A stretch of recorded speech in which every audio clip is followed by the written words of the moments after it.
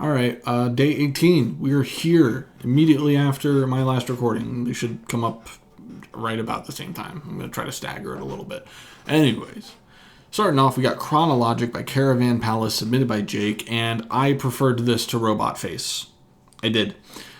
They still kept the electro swing, but it was a lot.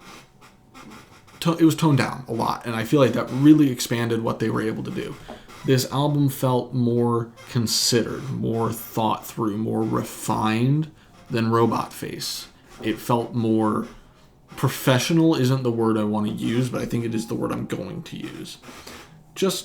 I feel like this was constructed better. More thought went into this. And I think it paid off. Is this my favorite style of electronic? No. It's really not. But in comparison to Robot Face, it's less in your face and it's less devoted to its aesthetic. And I think that did it a favor. I think eschewing the electro swing facade or the electro swing roots for more experimenting in other styles and in other genres expanded what this album was and expanded how it felt and how it made me feel. So certainly preferred it to Robot Face. I still think that it's just not my preference when it comes to electronic music, but it was good, and I did enjoy it. So Chronologic by Caravan Palace, I think, gets a 7. Then we have Apollo 21 by Steve Lacy from Hunter. And this was an extremely horny album, and that can be done in a good way, but I think it's difficult too. Now, Steve Lacy was charismatic, and I did like the beats through it. I thought it was well produced, and I liked the sounds of it. But this is probably my hottest music take, which is that love songs are overdone. Love albums are overdone. And it's a very rare occasion when a love song or a love album actually makes me impressed. Now, I 100% get it. Love is a fantastic subject to write about. But a lot of the time, I feel like you're putting too much lust into it. And while lust is an important aspect of love, it's not the whole thing. I feel like there should be more sentimentality to it. And that is my opinion, and I know it's a very spicy take.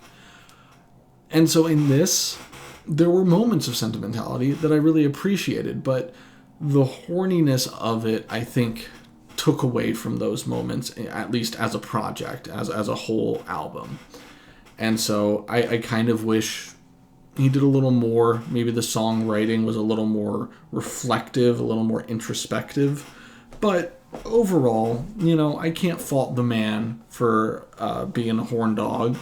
And if that's what he wants to sing about, that's what he wants to sing about. And who am I to tell him, hey, don't do that? So, again, I liked the beats. I liked the instrumentals. I think he has a solid voice, too. And the songwriting, I'd say, was above average. I think that's a reasonable way to put it, at least for my opinion of it. And so it's a perfectly fine album, even a good album. It's just not my fave. So Apollo 21, I'm going to give a 7. Then we have Emergence by Triphonic, submitted by Nick. And I really liked this. It was kind of ambient, but not really. And I thought that was a cool decision. I liked how that was done. Excuse me. I liked how it sounded. I liked how it flowed. There was a good variety through it, but never so much that it throws off the cohesion of the album. I liked the production. I liked the sounds that they used and how they used them. There wasn't always vocals, but the vocals did contribute to the overall experience, and I appreciated that too. I just thought it was a really damn solid piece of electronic. It, to some extent, in some spots, reminded me of C418, his solo work outside of Minecraft. And, I'd say my biggest criticism of C418, right, is he's too devoted to his aesthetic, to the sound font that he uses. And eschewing that might help him make music that's at least more geared towards me. I'm not going to tell him what to do. And Triphonic reminded me of that, where I feel like if they were willing to explore a few more sounds or a couple different styles, then I could have liked this album more than I did. But I already liked it a lot. I already thought it was a super solid record, and I liked the vibe, I liked the sound, especially certain tracks like Parks on Fire, I think it was. That was lovely. That was a really good track. Lovely, exciting, maybe not exciting. It wasn't thrilling. We'll call it exciting, but not thrilling. Didn't bore me, didn't get stale, didn't overstay its welcome either. But, never got my heart racing, never got me pumping. But, hey, I like that kind of stuff. So, Emergence is going to get an 8.5. I thought it was really solid. Then today, we had Emotional Eternal by Melody's Echo Chamber, submitted by Evan. And I'm really happy that you and Jake liked it. I didn't love it. It was fine. I did nothing wrong. But all of the things it did well are things that I don't have a particular taste or preference for. Not overly. Very sweet, very saccharine, very gentle. But not very interesting. Not very ear-grabbing. Not very eye-catching to me. Just kind of faded away. And, I mean, hey.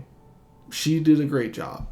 Her voice, I think her voice is quite unique, actually. The kind of faded out, foggy backing, the foggy instrumentation in there, I think it worked. I think it did a good job at supporting her. I just didn't care for it. Sorry. I'm fighting now.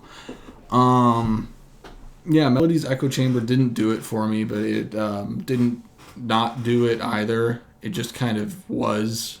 I totally understand why it's liked. I can totally see its redeeming qualities. Those are just not qualities that I put a lot of weight into. So, Emotional Eternal is going to get a 5. All right, I'll see you tomorrow for realsies.